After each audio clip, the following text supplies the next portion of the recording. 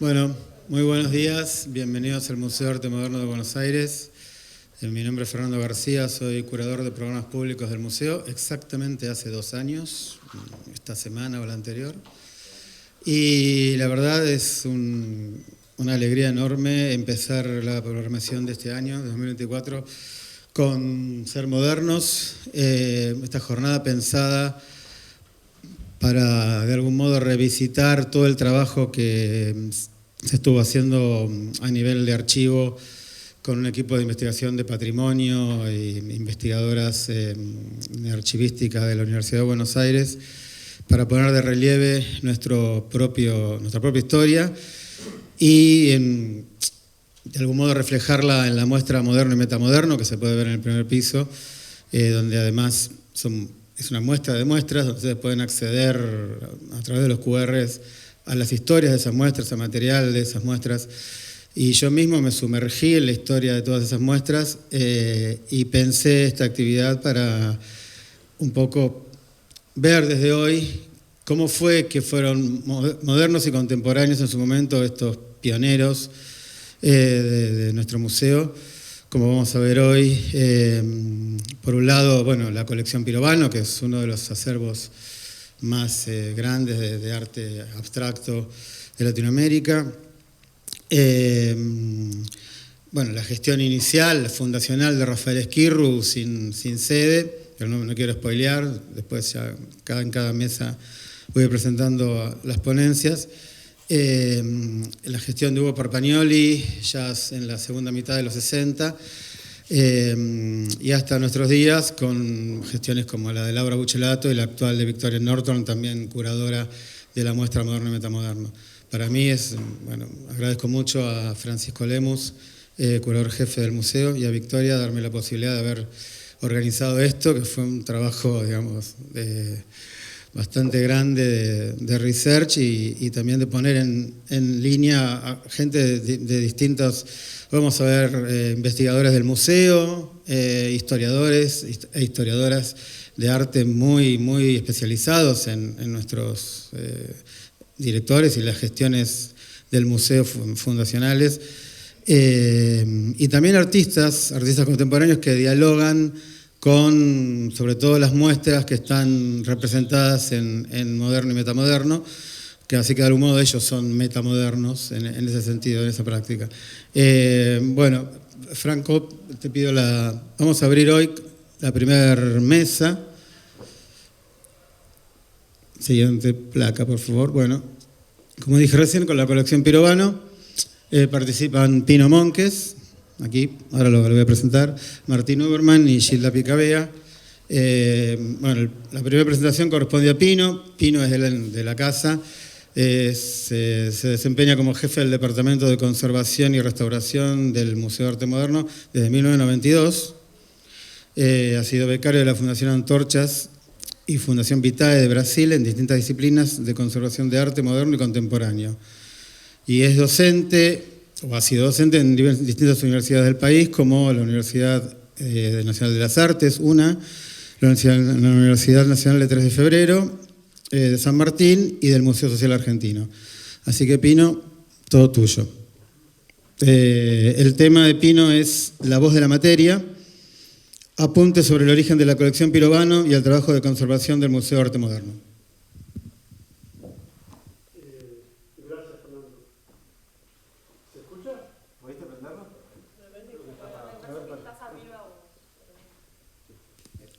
Le quería pedir a Franco, buenos días, muchas gracias por venir. Yo puedo dar la bienvenida porque hace 30 años que estoy acá, así que... Le quería pedir a Franco la filmina anterior, ¿puede ser? Gracias. Yo siempre, cuando hablo digresiono mucho, me van a tener que perdonar, a veces soy medio larguero, porque después de 30 años acá conviviendo con obras, conociendo a todos estos artistas, es como que van surgiendo en la charla un montón de cosas que me da pena dejarlas. De hecho, había hecho como 5 PowerPoint y fue más ver qué eliminaba porque todo me parecía súper importante. Bueno, traté de pelar lo más que pude, pero seguramente voy a estar al tope con el tiempo.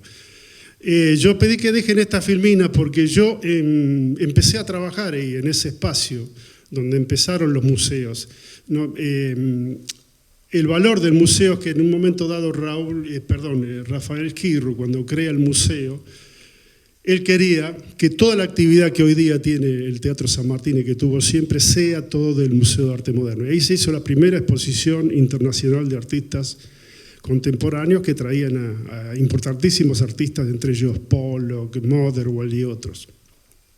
Esta muestra que tiene, esta imagen tiene relación con la charla que tenemos hoy. ¿Por qué? Porque de alguna manera ejemplifica el valor que tuvo Pirovano al coleccionar lo que coleccionó desde el mediado del 40 a los 50, porque esta muestra es una muestra que organizó Nelly Perazo en el Museo Sibori, que funcionaba también en un piso distinto en el Teatro San Martín, en un piso distinto del Museo de Arte Moderno, a mediados de los años 70. Y esta muestra se hizo porque ustedes van a ver en el resto de la charla que estos artistas durante 30 años no vendieron obras, tuvieron muchos problemas para ubicar sus obras. De ahí yo quise que dejaran, ahí tienen 2 obras de Molenberg de frente, que pertenecen a distintas colecciones privadas, una que creo que fue donada por Cisneros al Reina Sofía, y la otra es Función Blanca, que es la primera obra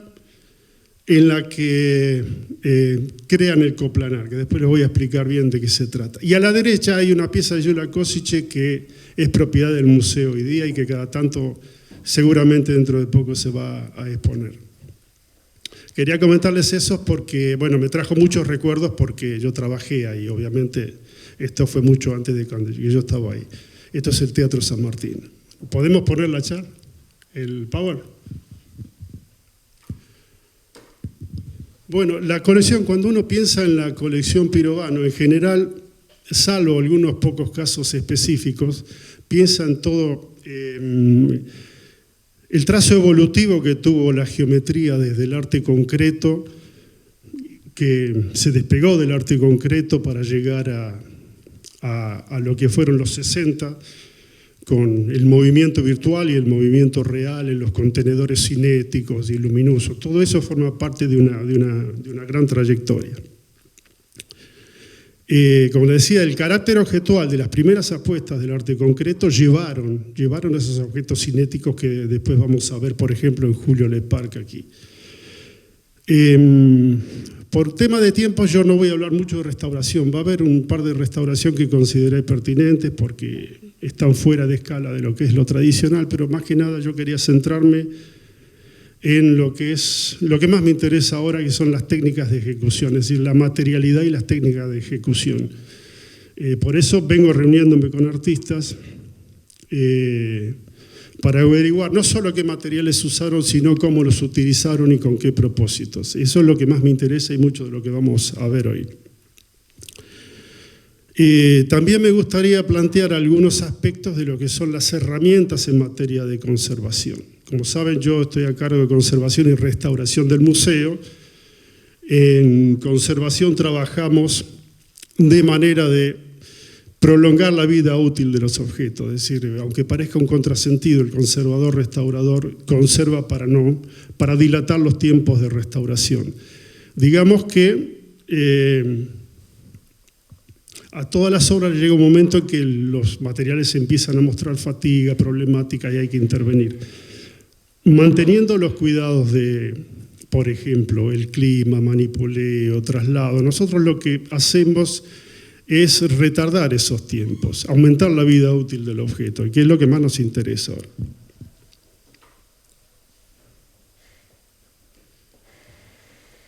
Bueno, la colección Pirovano es lo que llamamos una colección dentro de la colección, como recién apuntaba Fernando, y fue efectivizada por la hermana del doctor Pirovano, Josefina Pirovano de Miura, en el año 80. Son un total de 59 pinturas, ¿no? Como vamos a ver, la colección va a tener 2 momentos, porque él a mediados de los 40 entra en contacto con Tomás Maldonado, que era un gran teórico del movimiento arte concreto, que lo va a llevar va a actuar como curador de la primera parte de la colección. Ya en los 60 vamos a ver que Maldonado se va a alejar de Pirovano y Pirovano va a tomar otra serie de adopciones, de adquisiciones. A través de Maldonado va a acceder a los grandes maestros del arte constructivo europeo, de la Bauhaus, del neoplasticismo, como Bordenberg, Gildemeier, como Albers y sobre todo con Banton-Gerlot, y con Orlando Pierri va a entrar en contacto con Vitulo. En general, el contacto con Vitulo se realiza a partir de una ayuda económica que estaban pidiendo para Vitulo, motivo por el cual 4 de las 10 obras de Vitulo que tiene el museo pertenecen a la colección Pirovano, que es un granito y 3 maderas.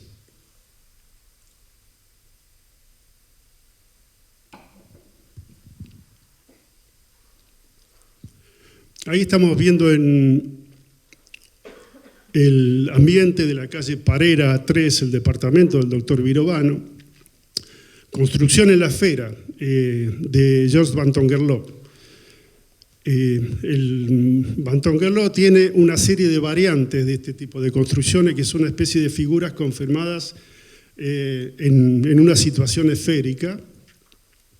Esta es una caoba, es una pieza muy pequeña que la exhibimos en el museo. Esta atracción-repulsión de esta obra de Banton-Gerlot voy a hablar después porque es muy interesante cómo está construida, cómo está hecha.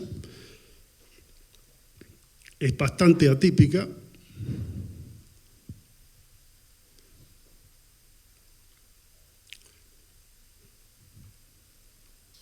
Ahí volvió. Perdón. Y que plantea mucho del carácter objetual que le querían dar al arte desde el constructivismo. Vamos a ver que cambian las herramientas de los artistas y los materiales, que son todos de carácter doméstico. La otra pieza, perdón, no sé qué, ¿estoy tocando algo yo o es...? La otra pieza de Alfredo Lito, formas y líneas en el plano, que está expuesta actualmente, y voy a mostrar una serie de detalles de cómo está hecha esta pieza. Y ahí a la derecha aparece sobre 3 espirales, que es una pieza, es un bronce de Ennio Iomi, del cual el museo tiene, en la colección Pirovano hay 8 piezas de Ennio Iomi.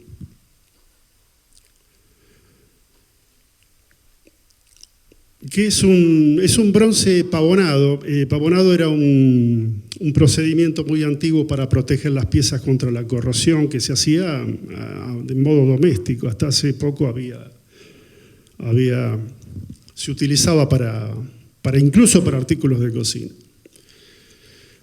Bueno, el doctor Pirovano nace en París en el 9, era hijo de un diplomático y se va a formar en el taller de André Lot. Era un taller en el que muchos, no solo sudamericanos, sino de todo el mundo se iban a formar para tener un aprendizaje de lo que era la raíz constructivista. Sin embargo, Pirovano va a actuar como una especie de fauve, le llamaban el fauve argentino, porque es una pintura muy laxa, muy libre, y lo que no tiene de fauve es el color en general. Estas 2 piezas ingresaron junto con el resto de las piezas que conforman la colección Pirovano al museo. Son óleos de los años 30. El doctor Pirovano, lo importante es que fue director del Museo de Arte Decorativo durante 19 años, hasta el año 55-56, fecha que da una idea de la afiliación política que tenía, porque incluso llegó a tener cargos en el Ministerio de Cultura del peronismo, y va a cambiar la matriz del coleccionismo de las primeras décadas del siglo XX al dedicarse al arte constructivo, en especial a los geométricos. Él, digamos que a raíz de estar involucrado en la Asociación Amigos del Arte, que era, digamos, la institución más importante en materia de cultura en la primera mitad del siglo XX, él va a exponer ahí en forma colectiva, va a hacer una muestra individual en el 32, va a ser miembro de la comisión directiva, y ahí, digamos que se fue preparando para el paso que venía en los 40, al conocer a artistas como Pettoruti del Prete. Hay que pensar que Pettoruti viene en el 24, en el 40 hace una individual en Amigos del Arte, y Del Prete hace la famosa exposición del 33 y del 34, cuando viene de París con muchas obras no figurativas, ¿no? Que es lo que constituye la primera gran muestra de arte no figurativo, abstracto de lo que es el continente.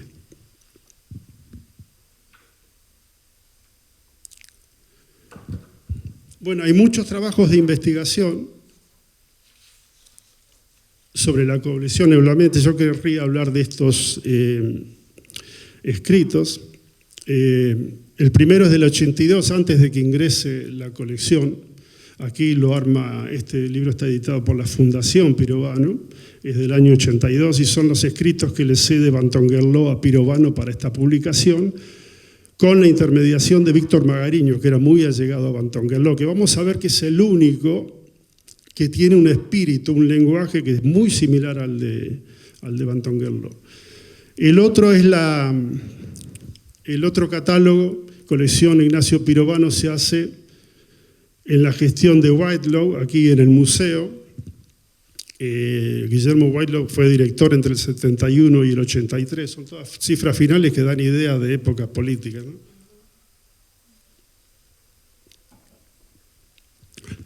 Y tenían un modo de entender, sí, digo bien, la primera muestra que se hizo cuando ingresa y se exhibe la colección Pirovano en el museo. Es un libro muy, muy reducido. Y este es el libro editado por el museo, que es un libro y catálogo razonado, que tiene nuevas dataciones, porque se venían arrastrando de origen una serie de errores en cuanto a dataciones, técnicas, modos de ejecución, técnicas y materiales, procedencias, exhibiciones anteriores. Y aquí trabajaron todos los departamentos de curaduría, de patrimonio, de conservación y biblioteca. En este van a tener, no es que los esté invitando a comprarlo, lo estoy haciendo en realidad, van a tener muy buena fotografía de cada una de las obras que están en la colección, que no las vamos a poder ver aquí hoy, obviamente no hay tiempo para eso. Antes de pasar a ver las obras, yo quería hablar de un tema que por ahí muchos no tienen claro y que atañe no solo a las obras de arte, sino a todo material y a todo ser vivo. Es el tema del entorno, es decir, en una obra, cuando hablamos de deterioro, nosotros tenemos que relacionarlo con temas que son inherentes a la obra, con qué materiales se usaron, de qué manera se utilizaron esos materiales. Si estoy pensando en una base de preparación, si es un soporte sólido, una tela, cómo se preparó, cuántas capas, si la capa pictórica es una sola, si hay varias. Es decir, si yo pienso en pintura, que lo podemos también ver en madera, una pintura es una serie de sustratos agarrados unos con otros en convivencia con un clima que tiene su incidencia. Y depende mucho de la solidez que tenga esa capa y la adhesión de unos con otros, es la sobrevida que va a tener esa pintura. Es decir, ahora nosotros vemos ahí arriba una gran fluctuación del clima. Estos son gráficos hechos por nosotros, ¿no? Ven en celestes, por ejemplo, las cifras de la humedad relativa están acá a la izquierda, ¿no? Vemos una gran fluctuación en la línea celeste y una neutralidad, una línea aplanada en la temperatura. En los dos casos la temperatura, podemos decir que en los dos gráficos se mantiene constante. En la de abajo es una situación ideal que es casi inexistente, porque en los museos es muy difícil controlar la humedad. Y en la de arriba ven las fluctuaciones que hay. Eso es lo que hace trabajar a los materiales y absorber agua. Uno cuando entra a un espacio que está muy húmedo de golpe, se siente pesado e hinchado porque realmente está incorporando agua y se hincha. Las maderas, sobre todo pensando en la obra de Vitulo que entraron acá, la madera cuando toma la humedad también tiene expansión y contracción cuando devuelve la humedad. ¿Se entiende lo que quiero decir? Las telas se elongan cuando viene la humedad y cuando se va de golpe se tensan violentamente. Estos días en Buenos Aires tuvimos una inusual sequedad. Y en la sala se notó eso. Y es muy oneroso tratar de controlar esas variables y planchar la humedad como tenemos en el segundo gráfico, aquí y en todo el mundo. Es muy difícil y muy costoso. Y es uno de los orígenes de las problemáticas en las obras de arte, la constante toma y devolución de agua. Dicho esto, porque esto afecta a todos los objetos de arte. Esta es la manera en que vinieron las obras de arte desde la Fundación Pirovano al museo en el año 80. Vinieron en unas cajas acrílicas muy pesadas, muy cerradas, pero a decir verdad, las que salieron de ahí de entrada no la pasaron tan bien. Las que quedaron ahí están intactas. Y esto, bueno, es un tema para hablar de cómo se puede inerciar el clima dentro de una caja acrílica. El tema real es que a nadie le gusta, ni a los curadores, ni a los artistas, ni a los directores de museos, a nadie le gusta exponer una obra de este tipo. Yo cuando hablaba con los artistas concretos, a nadie quería saber nada con esto, preferían que las obras se deterioraran antes de que estuvieran ahí adentro. Pero en todo el mundo, con obras que son muy difíciles de intervenir, se están imponiendo otro tipo de sistema que en el fondo responden a inerciar el clima dentro de la caja. Cuando uno ve en un museo europeo una obra de 500 años, uno ve un marco muy labrado, ve el vidrio, pero resulta que ese vidrio es parte de una caja bastante hermética como esta. Ahí tarda mucho. Si cambiara el clima alrededor del cuadro, ahí adentro va a tardar muchísimo más en hacerlo. Esta tal vez por el conjunto y por el artista por la cantidad es el conjunto más importante de obras, digamos, es de Jos van Tongerlo. Esto fue fruto de la mediación de Tomás Maldonado, que era quien les sugería desde Europa. Recuerden que el Grupo Arte Concreto va muy rápido de constituirse en los años 44, 45, se separan y hay una diáspora europea en el año 48, donde se van la mayoría, son muy pocos los que se quedan. Después voy a hablar a continuación de cómo está hecha esta pieza de Van Tongerlo y un dato final sobre la restauración de esa pieza, que es una espiral que tuvo un daño y que estuvo más allá de los criterios de restauración tradicionales. Esta pieza de Van Tongerlo, Atracción-Repulsión, es un hardboard utilizado del lado texturado, con mucha materia, pulido, y lo que no se veía a simple vista, se vio con las fotografías que hizo Vivi en macro, se vio que realmente ustedes ven el rastros de la parte texturada de la superficie, hizo un cavado, una especie de cavado en donde le puso línea. Y cuando Melé fue a ver esto en Europa, él me decía que no le interesaba mucho esto, que hacía una pintura que estaba alejada del ideal concreto y que hacía líneas de colores sobre fondos blancos que pulía. Es verdad, los pulía, pero no había puesto mucho detalle en cómo era la construcción. Estos son detalles también del cavado sobre el cual él iba a poner después el color. Este es un detalle que hicimos para entender cómo fue hecho eso. Incluso el círculo central, van a ver que después cuando hablemos de los generativos, que es muy común los círculos hacerlo con el compás y el tiralíneas, están hechos todo con moldes, con distintos moldes desde donde fue seguramente desplazando una materia, una herramienta cortante. Ven, ahí se fueron descubriendo algunos moldes que pudieron haber dado al círculo del centro y muchos de los que están ahí. Con eso él fue cavando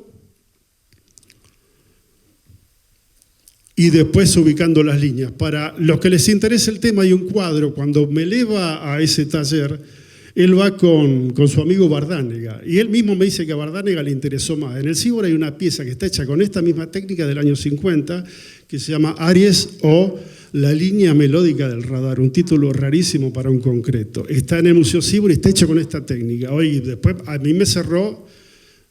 ¿Por qué le había interesado a Bardánega? Porque la replicó. Sin embargo, para Melé no, eso no, estaba alejado de lo que era el ideal concreto. Voy a tener que ir más rápido de lo que pensé. Este es un tema que se da en el concretismo argentino en general, en la elaboración de paneles, de borde recortado y de coplanares, que muchas veces para adherir el soporte rígido a un bastidor en madera, se ponía el clavo de adelante, se hundía el clavo y se tapaba como haríamos hoy en la casa, ¿no? Cualquiera. Pero sin embargo, esto no evita que ahí ingrese la humedad y trabaje. Ustedes ven, esta es una imagen en ultravioleta, que ven esos tonitos ahí más oscuros, perdón, falta de pericia con esto. Ahí arriba, todos esos puntitos son extemporáneos, quiere decir que en distintas épocas tuvieron distintos problemas. Esos clavitos ahí adentro se empiezan a hinchar, se empiezan a oxidar y empiezan a levantar la capa pictórica. Entonces, eso cada tanto hay que hacerlo. Y esto se ve en todas las obras de arte concreto. Esto es una curiosidad. Esta es otra obra de él que está hecha con la misma técnica, pero fíjense lo que pasa. Acá la diferencia que hay, esto que es muy raro porque las piezas de él son todas pulidas. Y acá vemos el resto de lo que era original con esto. Acá hubo un problema en general, los que ingresaban al museo en la materia de restauración eran pintores. De hecho, yo ingresé porque tenía el título de Bellas Artes. Yo creo que se ve claramente ahí que esto es parte de lo poco que quedó del original. El resto es toda, se ve pinceladas y se ve la problemática no solucionada, obviamente, con esas grietas ahí. Esta es una foto UV donde resalta en violeta más oscuro lo que es original. Y después encontramos en documentación en biblioteca que la restauración esa la había hecho Víctor Magariños. Muy simpático, ¿no? Porque era tan allegado a Van Tongerlo que Pirovano se la da a él y hacen un recibo y todo. Pero se ve que, claro, no era una restauración lo que él hizo, fue repintar totalmente. Y estas dos obras son muy valiosas también, de dos artistas muy importantes, alemanes ambos. Esta de la izquierda de Wardenberg y Gildebert es del 41. Ahora vamos a ver, estos son dos detalles que hacen a lo que les decía antes, de temas que son intrínsecos de la materialidad y otros que pueden ser generados por la situación medioambiental. En esta obra vemos que este agrietamiento es solo del amarillo es un pequeñísimo plano en esta bellísima obra. Ven que no continúa en el resto de la tela, quiere decir que no es por las tracciones de la humedad que hace mover la tela. ¿Se entiende lo que quiero decir? Es un problema intrínseco del amarillo. Y este es un tema que es obsesión en el concretismo en general, lo vamos a ver en muchos artistas, en uno que va a presentar Gilda, que es la obsesión del concretismo por los bordes, por refinar los bordes. Van a usar distintos accesorios y procedimientos. En este caso es un cavado. Este es un detalle de construcción. Todos estos detalles que yo les muestro es difícil verlos cuando uno observa la obra, que lo primero que uno tiene que hacer obviamente es disfrutarla. Este es de la obra del primero, de Gildebert, que es difícil pronunciarlo, por eso digo uno solo de los nombres. Pero ven el cavado acá, ven lo que es. Y este caso son dos obras de Lidi Prati, aquella está hecha con UV. Acá ven el cavado. Esta es la composición que está en el Malva, que es una obra en la que se llama composición serial y son una serie de rectángulos ubicados como si fuera una trama. Y aquella otra es del Ministerio de Relaciones Exteriores, que en UV se puede ver la claridad de lo que es esa obsesión que yo les digo de los concretos por el perímetro. Este era un detalle nada más del trabajo de Albert, que fue siempre el mismo, trabajar sobre Harbor, que es el mejor soporte para lo que es el óleo. Él trabajaba en espátula agregando directamente el color desde el tubo. Bueno, hay muchas cosas que en la colección no hay. Me hice un machete, pero ya me olvidé de verlo. Bueno, estas son muchas obras algunas son todas del museo. Esta es una pieza rehecha en los 90 por Melé, porque fue vendida al Museo Grenoble de Francia, que es otro dato que aparece en el concretismo, el carácter objetual, el deseo de ellos de que se puedan reproducir las obras, que no tengan ese halo de cosa única. Hay que ver que losa, todo esto, El pulido él ya lo empieza a hacer desde el año 45, cuando seguramente no tenía ni noticia de lo que hacía Bantonguerlo en la otra punta del planeta. Yo estuve con él, me estuvo contando todo esto, cómo lo hacía, pero lo importante es que en este periodo, del que no coleccionó Pirovano, seguramente por consejo de Tomás Maldonado, era muy objetual. Ellos hacen este descubrimiento del borde recortado, después en el borde recortado va a entrar el espacio y va a crear estos coplanares. Este coplanar está colgado en este momento, esta obra de... las tres obras de arriba están colgadas, todas me parece están colgadas, todas. Es muy objetual y en esa época se recurrían a técnicas como esta. Esta obra Ardenquí me contó que la hizo con muñeca, como está ahí, simplemente mezclando aceite doble cocido y pigmento, muy sencilla. La muñeca es con un paño, con algodón adentro, simplemente hacía ventanas, tapaba, ¿se entiende lo que quiero decir? Hoy tiene otro nombre, eso es Tarsido, me parece, ¿no? Y esa obra, claro, y en esa época todas las obras tenían una hechura casi doméstica.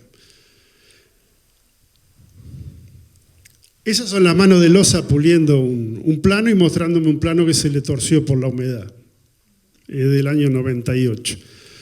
Y lo que sí va a entrar en la colección Pirovano, sobre todo en obras de Maldonado y de Lito, es el regreso de ellos al formato tradicional, ortogonal. Pero fíjense que este es del año 36. Cuando ellos están en Europa, ya Bantonguerlo está en otra cosa que es muy diferente. Por eso siempre me llamó la atención el contacto de ellos con Bantonguerlo. Voy a ir rápido con esto para dar lugar a los colegas. Estas son dos obras de Tomás Maldonado, que fue, digamos, el curador primero de la colección, del primer tramo de la colección. Son óleos sobre tela, sobre telas preparadas. Acá vemos otro dato. Fíjense, estas rajaduras vienen del fondo, del tema de los movimientos de la tela, pero estas otras que están alrededor de ellas son problemas inherentes al óleo, que tiene diferencias en el secado. Hay pigmentos que contraen solo, como el trabajo que yo les mostré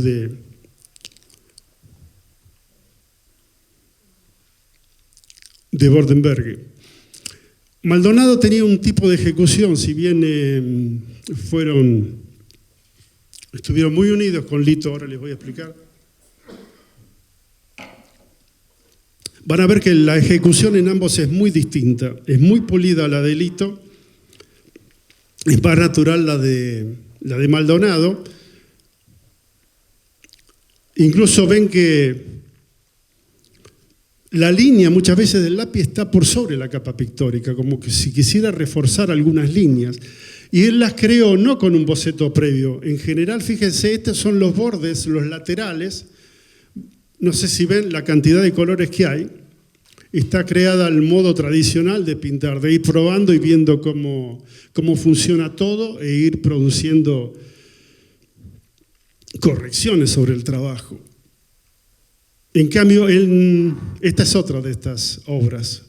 Bueno, este texto salió un poco cortado, es una carta que él le manda a Pirovano, que le pide dónde quiere que cuelgue la obra en su casa, y le dice algo poco humilde, dice: creo que ha llegado la hora de otorgar a los mejores lugares a los mejores pintores argentinos.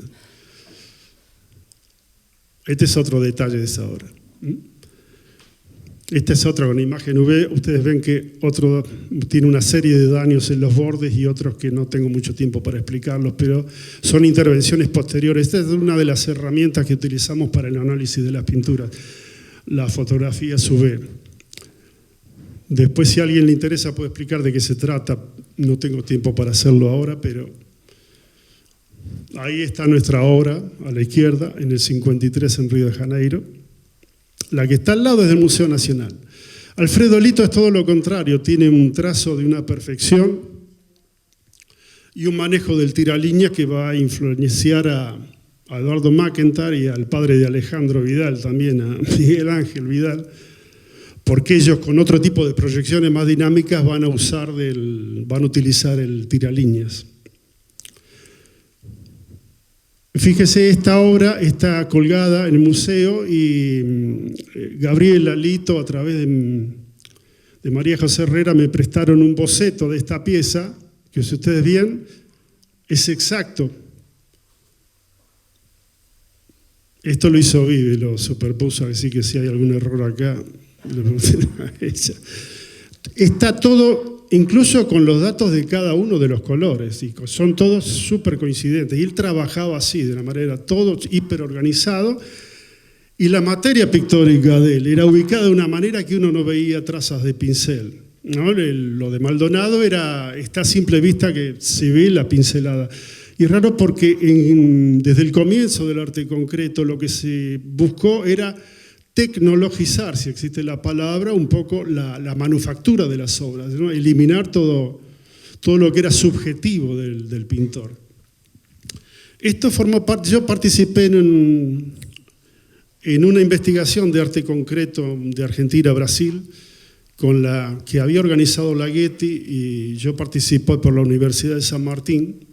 Tuvimos charlas en Los Ángeles, en Minas Gerais y en Buenos Aires, y después se hizo un libro que se llamó, no me acuerdo mucho cómo se llamó, La pureza es un mito. La pureza es un mito porque, bueno, justamente hablando que no había tal pureza. Este es un fragmento, es una toma de muestra que hice del costado de esta pieza que se analizó. En este caso, lo que se analizó es el óxido de plomo. Esto lo hace obviamente un científico, ¿no? Nosotros no lo hacemos, a lo sumo tomamos las muestras. Ahí ven óxido de plomo, óxido de zinc, que son responsables del color, y esto, la caolinita, que es la carga, que es la que tiene la base de preparación blanca. Todas las telas están preparadas con una capa de preparación que suele ser blanca. Ven ahí, la muestra tiene parte del blanco y parte del color. Y en la analítica del color, lo que hacen los científicos es identificar elementos, y por los elementos identificados ensayan una caracterización, que en este caso fue verde esmeralda mezclado con el viridiano. Perdón.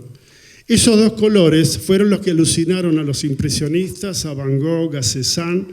Es el verde de la paleta de Cézanne porque en el siglo XIX, a mediados del siglo XIX, una explosión de nuevos pigmentos sintéticos que en realidad nacen para la industria textil, porque la industria artística era siempre muy minoritaria. Entonces lo de la industria textil, que a ellos les interesaban, pero que eran permanentes, tenían permanencia de esos pigmentos, pasaban con eso a hacerse material artístico. ¿Se entiende lo que quiero decir? Siempre dependimos como si yo fuera... Siempre se dependió de eso, de la permanencia y de la calidad de los pigmentos. Porque muchos, como eran para la industria textil, no importaba si eran permanentes o no. Y este es un rasgo de la destreza del Lito. Estas líneas, cuando ustedes lo vean en sala, son muy delicadas, sin embargo, están hechas con dos trazos de tiralíneas y en el centro con un pincel muy finito aplicado a la materia. Esto lo pueden ver. Ahí arriba se ven cómo delineó los planos con tiralíneas. Y después vamos a ver el instrumento para después rellenarlo. Realmente un trabajo muy exquisito. Ahí se ve que hasta se tomó el trabajo. El tiralíneas lo que deja es una pequeña gotita cuando empieza, porque la destreza del tiralíneas está en que alcance la carga para toda la línea, que es lo que le pasaba a veces al padre de Ale y a Eduardo McIntyre. Pero acá se tomó el trabajo de corregir el comienzo, en lo que es la obsesión. Y Manuel Espinosa, sin embargo, esta pieza es de los años 70, pero utilizó durante los 50 y los 60, en muchos años deja de pintar. Era tan objetual lo de los coplanares y los marcos recortados que él me contaba que la hechura de los marcos recortados se la encargaba a alguien que estaba en la cuadra, que tenía un negocio de marcos.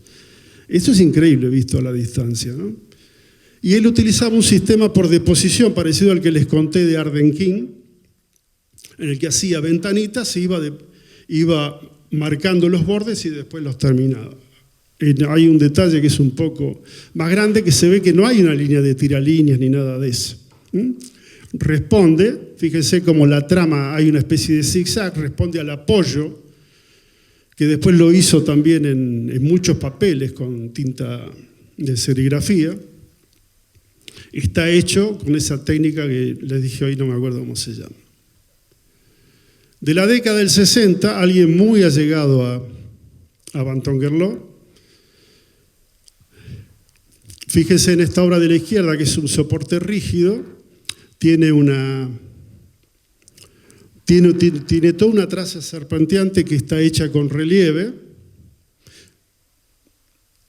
que Vivi magnificó en esta fotografía, tiene incrustaciones de arena, y esto lo hacía con yeso con cola vinílica.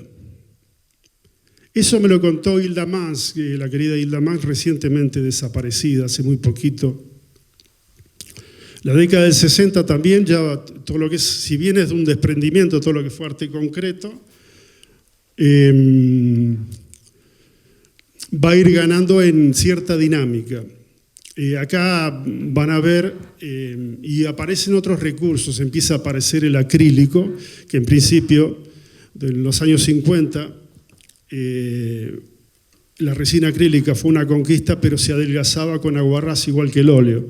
Muy rápidamente en Norteamérica, en 2 o 3 años, van a descubrir cómo hacer una emulsión. Una emulsión son gotículas grasas suspendidas en un medio líquido. ¿Se entiende lo que quiero decir? Como una mayonesa o como la yema del huevo.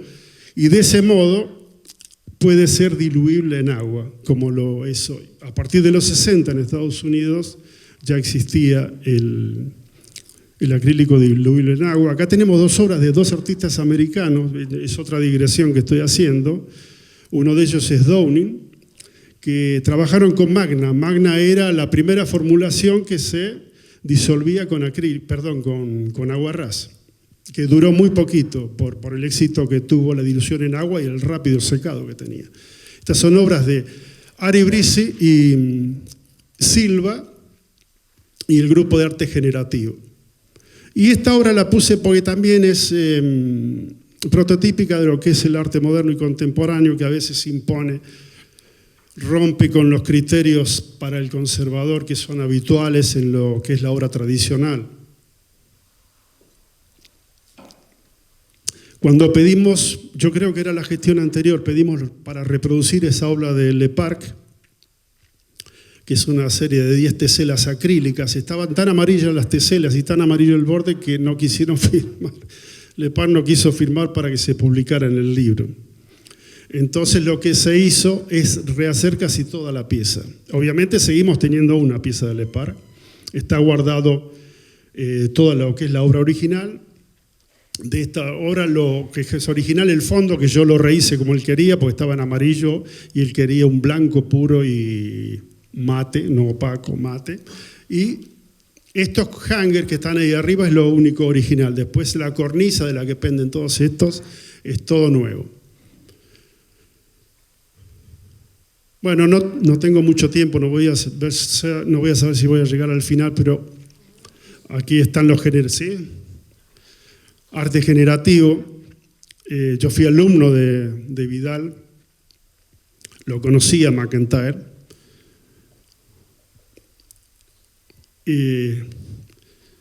Ahí están en 2 actitudes que a mí me interesan porque, bueno, era zurdo Vidal entonces, era zurdo. Ahí está cargando, el tiralínea. Y esa imagen donde él se apoya en la tela, McIntyre se apoya en la tela, el hijo de McIntyre, yo le pregunté porque tenía una duda, porque cuando uno tira una línea tan perfecta, en general lo hace como lo hace ella, en una base rígida, para que la tela no ceda y deforme la curva y la recta. Y él el hijo de McIntyre, Christian, me dijo que él le ponía un cartón ahí abajo. Por eso él está apoyado en la tela. Y están utilizando los 2 instrumentales favoritos, que a partir de determinado momento Vidal maneja la recta y McIntyre la curva. Si bien después en algún momento van a recurrir a los acrílicos, las placas acrílicas y a la pintura en aerosol.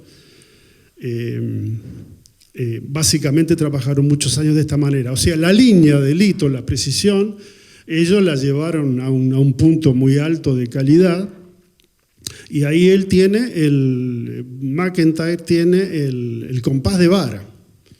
el compás de vara, porque muchas veces, esto me lo comentaba Paternoster, que a veces lo utilizaba, el punto de apoyo del compás está fuera del campo visual, ¿se entiende? Entonces utilizaba ese tipo de compases. Esto es de Vidal, gestión de Ale, y este es el material, ahí ven la vara que utilizaba para prolongar sus curvas. Esta es una foto de Vivi con luz transmitida. Ahí pueden ver que para hacer estos círculos que rodean al central, están estas perforaciones. Esto está tomado iluminado de atrás.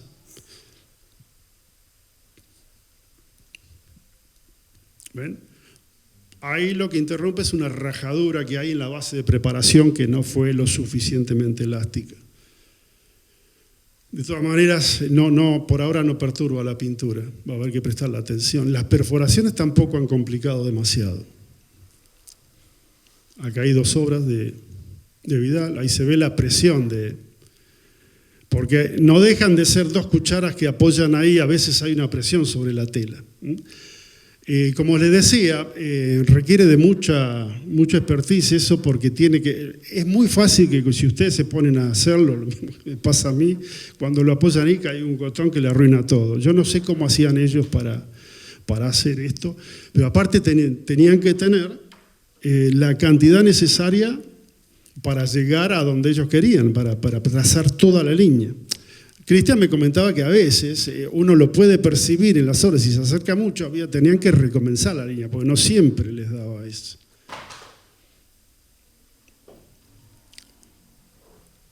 Otros artistas de los 70, ¿no? Jonquiers, Estrada, a la derecha Hilda Mas, Jonquier abajo en la mitad, y ahí hay algún acrílico de Gamarra, todo parte de la colección Pirovano.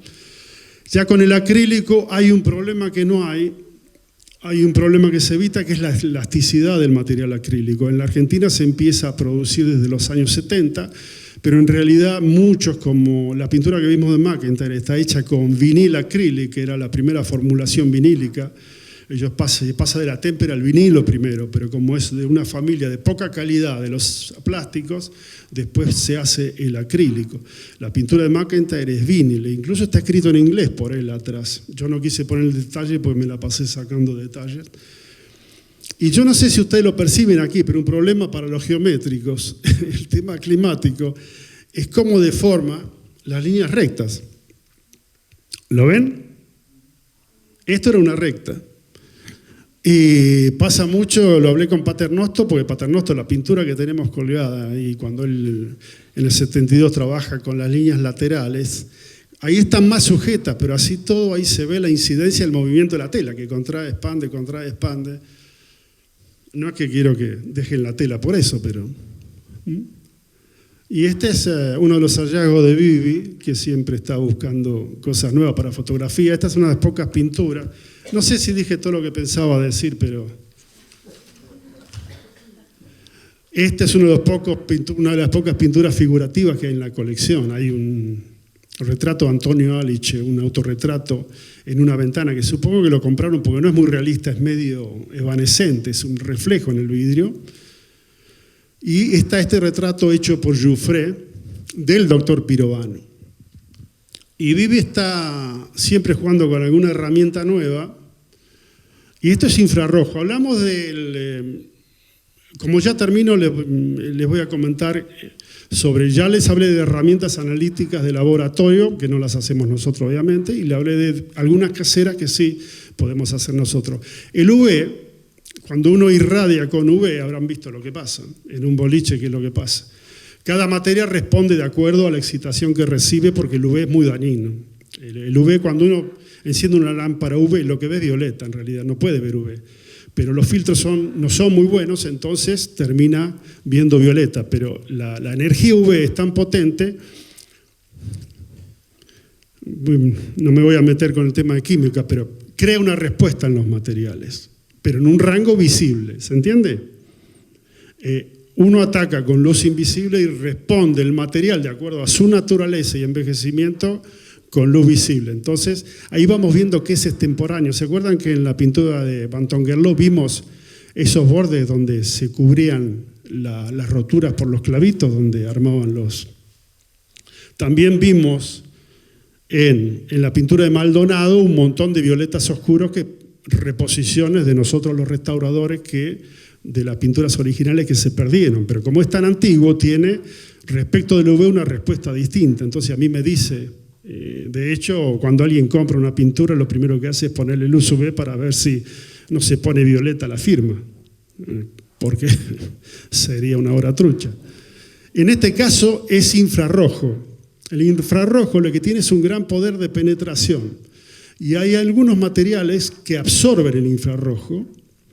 Vivi estuvo trabajando, adquirió una cámara para lo que es el espacio profundo, que parece de ciencia ficción que estemos viendo galaxias que ya no existen por el tiempo que tarda. El infrarrojo tiene un gran poder de penetración, pero acá en este caso, no sé si ustedes alcanzan a ver, esto no es un boceto, es el retrato que estuvimos viendo de Pirovano, que hizo Jouffret, pero ¿ven estos punteados que tiene? ¿Lo alcanzan a ver? Esos son los punteados que hace 500 años hacían los que hacían frescos, que preparaban la giornata, hacían el fresco, después el dibujo, venía el artista, el dibujo que hacía lo perforaba con puntitos y le pasaba un polvo con pigmento, y eso quedaba impregnado por el fresco que lo tomaba, y ellos trabajaban arriba. Muchas veces los renacentistas lo que hacían, esos puntitos, trazar una línea como la que vimos en los cuadros concretos, para que quede ahí. De hecho, en las pinturas de Miguel Ángel están esos trazos, y después pintaban, siempre en fresco, por un trabajo de una jornada. Pero lo extraño es que en los años 70 alguien utilice, tan extraño no es, porque lo descubrió también en una obra de Marta Pelufo. Este sistema de transportar un dibujo, no calcarlo como hace cualquiera, sino utilizar una técnica que es, le diría, milenaria. Y bueno, les mentí, les dije que era el último, pero no es el último. Este trabajo es lindo porque es una restauración. Imagínense, teníamos un Bantonguerlo, como está ahí arriba, estaba despegado, una soldadura muy vieja, muy mala, despegado, atado con alambre. Entonces había que buscar a alguien que pudiera hacer este tipo de soldadura en plata. Obviamente fue un joyero que Diamela trajo al taller. Fíjense cómo quedó sin ningún tipo de suciedad el soldado. Esto es después, ¿no? Esto es después y esto es antes. Así es como está la obra ahora ahí. Tuvimos que hacer analítica para saber que iba a aguantar la temperatura de la soldadora, y como dio alpaca, que era lo que esta gente pensaba, que es una aleación de níquel, zinc y cobre, se procedió con este trabajo porque estaba en un punto intermedio y podríamos haber perdido la pieza tranquilamente. Después lo hicimos también en una obra de Iomi, que es un alambre que ustedes lo ven cada tanto en la sala, que pasó lo mismo. Y así es como estaba durante años, estuvo publicado lamentablemente, pobrecito, y cómo debió haber estado finalmente allá arriba. Menos mal que él no lo vio. Bueno, gracias.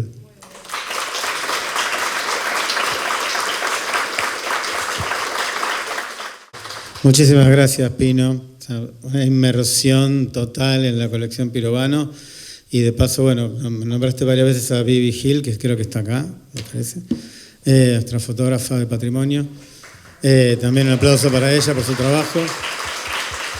Y bueno, vamos a seguir con las dos ponencias o disertaciones, o como quieran llamarlo, que en este caso nosotros estuvimos viendo quizás el momento en que la modernidad quedó cristalizada como periodo histórico.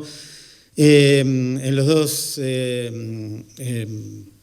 invitados que siguen, quizás hay una pregunta que es cómo seguir siendo modernos y contemporáneos, o cómo ser modernos en la contemporaneidad, o cómo mantener algo de aquellos valores de innovación en el 2024. En general, todo lo que estamos viendo es desde hoy, pero mi intención era también hacer un diálogo entre lo histórico puro, como fue el caso de Pino, y lo que va a hacer Martín ahora, Martín Uberman es arquitecto, director del Estudio Normal desde el año 2008, director y curador en jefe de Monoambiente, consorcio en arquitectura y diseño experimental.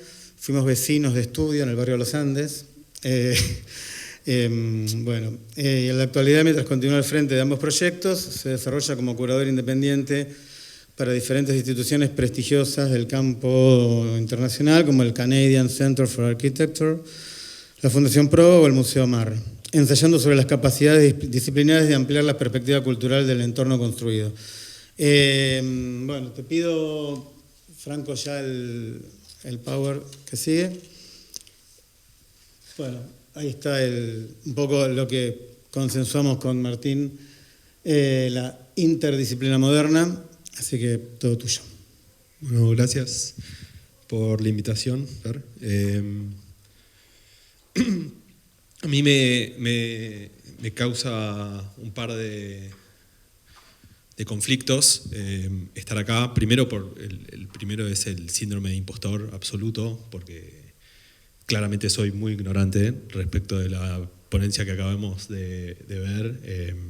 Tengo el privilegio de que esa ignorancia la puedo suceder con investigación y registro, y un poco la historia que voy a contar trabaja sobre eso, sobre cómo pasar de no saber en absoluto quién era Pirovano a que te inviten a charlar un poco sobre eso. Lo que a mí me generaba como un segundo conflicto es la palabra olvidada del constructo tradicional del movimiento moderno. Es una discusión que tuve hace mucho tiempo con mi madre, que en paz descanse, respecto de que sobre ese constructo a mí lo que me parecía más interesante, siempre lo moderno absorbe más poder, es más canchero, es más vistoso, y siempre se olvida a la construcción del movimiento. Y lo que me parece interesante de los movimientos es que por lo general los movimientos son plurales, son colectivos y por ende disonantes. Es decir, cuando uno estudia un movimiento ya lo moderno se empieza a disociar y se empieza a diseminar en otros significantes. Lo moderno per se, como esta construcción de lo moderno, para mí es fútil, es efímero, y en la actualidad lo siento superfluo, ¿no? ¿Qué es ser moderno en la actualidad? Y creo que una construcción particular sobre la modernidad es que cuando uno habla de la modernidad está refiriéndose a algo que sucedió hace 70 años atrás, ¿no? Como el movimiento moderno en arquitectura. Lo arrancan unos viejos carcamanes alemanes que también después fueron diasporados hacia el resto del mundo. Bauhaus después fue sucedida por la escuela de Ulm, o el fanatismo por estas escuelas interdisciplinarias. Y sobre eso es lo que un poco voy a tratar de construir en esta charla, sobre ese anhelo quizás perdido de la interdisciplina o de los movimientos de su sucesivo momento. En la propia construcción e investigación para estas charlas me encuentro con una frase que dice el propio Pirovano en la despedida de Tomás Maldonado. Cuando Maldonado se va a la escuela de Ulm, le construye como este pretérito que le dice que tenemos que ser contemporáneos o no ser nada. Entonces ahí aparece un tercer componente a la construcción de los movimientos modernos, que es la contemporaneidad. Y en el caso particular de una colección que fue suscitada hace tanto tiempo, la pregunta es qué tan contemporánea es esa construcción, ¿no? Y qué tan contemporáneas son las nociones de modernidad. A mí paso a explicar un poco por qué yo creo que estoy acá. Hace un tiempo que intento doblegar como una relación tradicional entre arquitectura y museografía, o arquitectura e institucionalismo cultural, entrando por las ventanas a diferentes museos y tratar de dejar que la arquitectura sea como un mero continente para empezar a construir contenido dentro de esas instituciones, ¿no? Los museos, la relación museo-arquitectura en estos últimos años se sucedió en los grandes espamentos arquitectónicos para darle ámbito a los museos y a las colecciones. Es decir, no hace falta mencionar la tradición del Guggenheim en adelante, sino que este mismo edificio este mismo museo cuenta hoy con una casa diseñada por Emilio Bass, que es una de las pocas obras que tiene Emilio en Buenos Aires.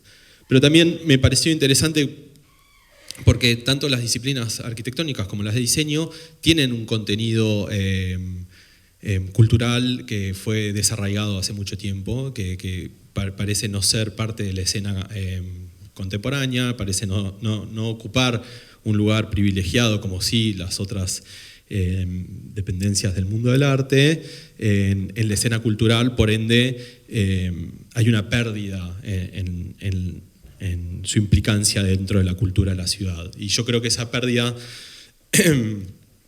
suscita una serie de problemáticas como en el ámbito del hábitat, y que la arquitectura sea meramente un negocio, una estructura de especulación, y que deje de ser un objetivo del cual una ciudad se enorgullecía, ¿no? Cuando uno habla de que Buenos Aires es la París del Río de la Plata, no está hablando de su constructo cultural pictórico, sino que está hablando del constructo cultural arquitectónico, es decir, el ambiente construido. En ese caso, el estudio estructuró una serie de investigaciones sobre elementos olvidados de la cultura contemporánea. Uno de ellos fue la silla BKF, que creo que la colección no tiene una silla. ¿Tiene? ¿De qué año? Se desconoce. Bueno, uno es la historia de la silla BKF, que es un emblema de la cultura nacional. Increíblemente, a nivel internacional no se considera un emblema de la cultura nacional. ¿Por qué? Porque la silla fue copiada inmediatamente apenas llegó a Estados Unidos. La historia de la silla es que la diseñan dos porteños y un catalán, Bonet, Kurchan y Ferrari Ardoy, parte del grupo austral. Vuelvo a hablar de la importancia de los movimientos en ese sentido. Para un edificio que no está muy lejos de acá, o es la primera vez que se articula en un edificio, que es el Atelier de Artistas de Bonet, en la calle Paraná, para el cual aparece la primera representación en un corte de la silla BKF, y se considera que la BKF aparece ahí como un epítome de estar de un artista, ¿no? Como donde relaja un artista, bueno, tirado en esa silla que para muchos hoy al día es incómoda. La hipótesis de que es incómoda esa silla es porque fue tan copiada que ya no es la silla original, ¿no? Es una silla que aparte representa un momento particular de la historia industrial argentina, que se hace de manera muy fácil a partir de un doblado de caño, que es un elemento que al día de hoy cualquier industria semipesada la puede tener. Por ende, cualquiera que tenga una dobladora de caños y más o menos entiende cómo hacer la silla, entiende que en sus ángulos puede encontrar diferentes estructuras. La silla es de los años 40, la historia dice que la silla la diseñan acá para un centro, para una exhibición de muebles. Rápidamente el MoMA la compra, después de comprarla una editorial llamada Artec Pasco, y después Knoll adquiere los derechos para reproducirla, y cuando empiezan a caer los primeros remitos sobre derechos o los royalties a los arquitectos, hay un comentario de los arquitectos que les responden una carta diciendo cómo puede ser que nos mandan $12 nada más si la silla está en absolutamente todas las revistas de moda. Y es que la silla, la respuesta es: nos copiaron antes de que la patentemos, ya no tenemos control sobre la silla, y la silla se hace muy popular en la costa oeste, justo en el movimiento del Mid-Century Modern. Es decir, la silla es contemporánea a quizás el reducto más importante de arquitectura americano, que es el Mid-Century Modern, que también al mismo tiempo está acompañado por una de las estructuras culturales de diseño más importantes de Estados Unidos, que es la prominencia de los Eames y Nelson, Herman Miller y toda esa cultura. Lo que tiene esta silla en particular, y que funcionó muy bien en el movimiento del oeste de los Estados Unidos, que es un movimiento que nace de temperaturas cálidas, donde se empieza a vislumbrar un poco la relación del adentro y el afuera como una posible salto sin tanto lineamientos, es que la silla podía entrar y salir, ¿no? Tenía esas particularidades, sobre todo sus versiones no en cuero sino en lona, que la silla empieza a aparecer al lado de las piletas, las kidney pools empiezan a estar rodeadas de BKF, y también en proyectos como de Neutra, Craig Elwood y todos los que hacen las case study houses.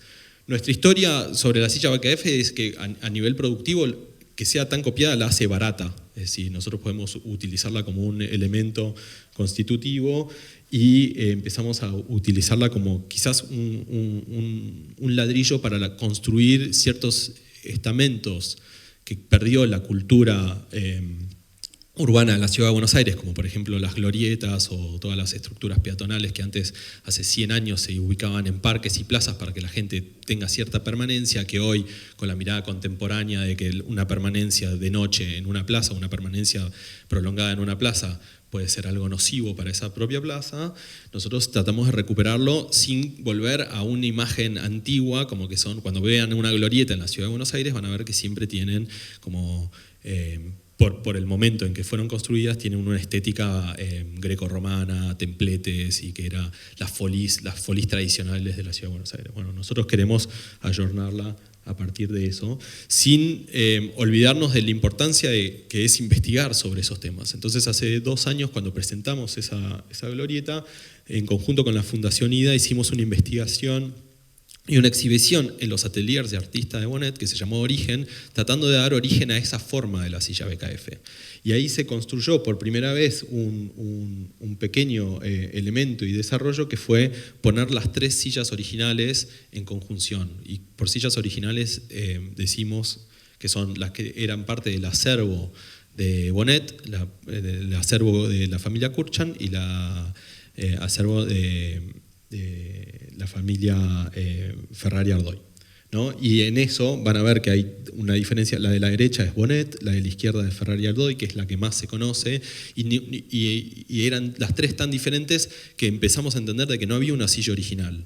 Lo cual plantea una problemática superior, es que al no haber una silla original y la única que prevalece, por eso pregunté en la colección de qué año es esa silla, la única que prevalece como silla original está en el MoMA, que está exhibida, creo que terminó la muestra del MoMA o sigue, sobre modernismo sudamericano, lo cual es una proclama un poco triste para entenderla, que la pieza más resonante esté albergada en otro país. Como parte de esa estructura, entendí que en el vacío había una necesidad de construir un poco una unidad básica para ese movimiento, y dirigí al día de hoy sigo a cargo de este proyecto, pero tomó otra forma, dirigí la primera galería sudamericana especializada en arquitectura y diseño, y no en una mirada tradicional sobre la exhibición de arquitectura y diseño, es decir, no planos ni maquetas, no representaciones de algo que no está exhibido, sino el pensamiento experimental para ser vivido en la galería. Al cabo de 20 muestras, por razones varias, pero una de las cuales fuimos víctimas de nuestra propia gentrificación, cerré la galería, pero sobre todo porque al mismo tiempo que nosotros estábamos investigando sobre la BKF, empecé una investigación sobre un par de proyectos de Amancio Williams. Eso me llevó a encontrarme con el archivo de Amancio Williams, en ese entonces todavía sostenido por su familia, y en particular por su hijo, uno de sus hijos menores, Claudio Williams. Y lo que, a diferencia de lo que acaban de ver, a mí trabajar con originales o estar en registro de originales me da una ansiedad terrible. Primero porque ves un poco el estado.